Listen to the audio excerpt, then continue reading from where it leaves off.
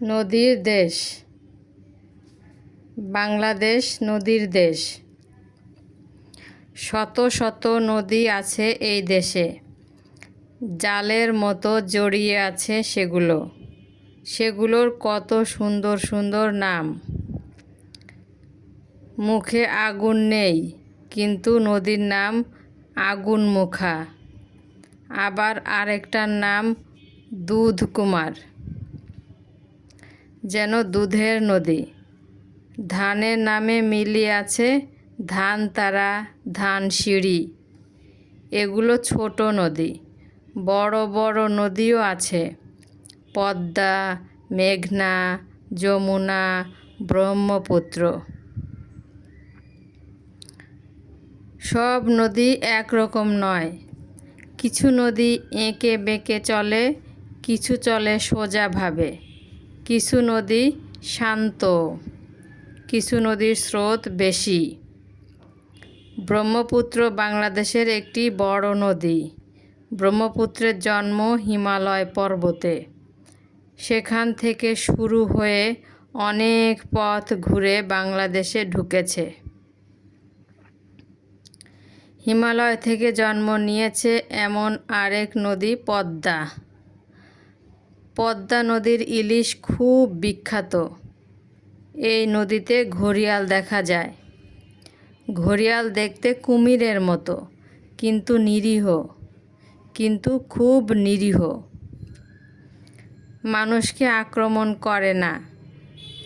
যমুনাও বড় নদী।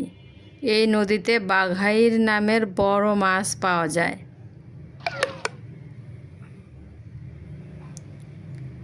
বাংলাদেশের আরেক প্রধান নদী মেঘনা। মেঘনায় এক সময়ে অনেক ডলফিন দেখা যেত। এই মেঘনা বঙ্গোপসাগরে গিয়ে মিশেছে। একটা মজার নদী আছে, তার নাম আত্রাই।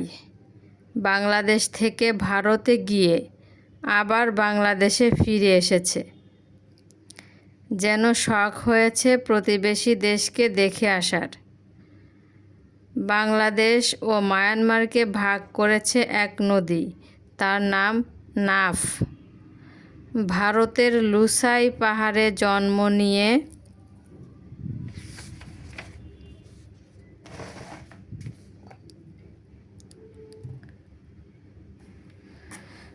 বাংলাদেশে ঢুকেছে কর্ণফুলী। এই নদীটি বেশ খরস্রোতা। বাংলাদেশের আরেকটি নদী হালদা। এই নদী মাছের কাছে খুব প্রিয়। ডিম ছাড়ার জন্য মা মাছ হালদা নদীতে আসে। কিছু নদী বনের ভিতর দিয়ে গেছে। হরিণটানা, বলেশ্বর, নীলকমল এরকম নদী। এসব নদী সুন্দরবনের ভিতর দিয়ে বয়ে চলেছে। এসব নদীতে আছে কুমির, কাঁকড়া আর নানা প্রজাতির মাছ। সাপের মতো পেঁচানো একটি নদী আছে, তার নাম সোমেশ্বরী। এই নদী বালুকণা বয়ে আনে। পিয়াইন আরেক নদী। পাহাড়ি ঢলের সময় সে ছোট বড় পাথর বয়ে আনে। ভেবে দেখো, ছোট ছোট নদীরও কি শক্তি। দুঃখের কথা কি জানো, এত সুন্দর সুন্দর নদী, কিন্তু এদের পানি দূষিত হয়ে পড়ছে। আমরাই নদীতে পলিথিন আর ময়লা আবর্জনা ফেলছি, নদীকে নোংরা করছি। ঢাকার বুড়িগঙ্গা নদীর পানি ময়লায় কালো হয়ে গেছে। ওখানে মাছ নেই, ব্যবহারের উপযোগী পরিষ্কার পানি নেই।